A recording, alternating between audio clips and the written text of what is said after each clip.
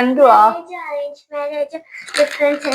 വളരെ നല്ല ക്വസ്റ്റ്യൻ. ഞാൻ നിനക്ക് വളരെ സിമ്പിൾ ആയിട്ട് എക്സ്പ്ലെയിൻ ചെയ്തുതരാം. ഓക്കെ, നിനക്ക് സ്കൂളിൽ ഏറ്റവും പേടിയുള്ള മാം ഏതാ? ഓക്കെ. അപ്പം ഹിന്ദിയുടെ ഒരു അസൈൻമെന്റ് അല്ലെങ്കിൽ ഒരു ഹോംവർക്ക് നാളെ സബ്മിറ്റ് ചെയ്യണം. ബട്ട് നാളെ 2 instances. 1, നീ അത് ചെയ്തില്ല. സെക്കൻഡ് വൺ, നീ അത് ചെയ്തു, but you forgot to take that to school. അപ്പം what happens eventually? We will get beat because mams don't trust us. We did it. Okay, so അത് തന്നെയാണ് അറേഞ്ച് മാരേജും ലവ് മാരേജും തമ്മിലുള്ള വ്യത്യാസം. രണ്ടായാലും തല്ല് കിട്ടും.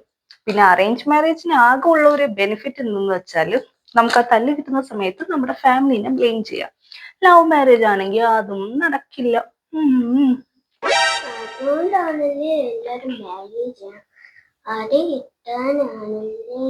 ഏതാണ്ട് അതൊക്കെ പോലെയാണ്.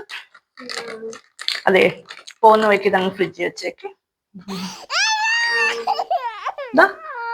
Go.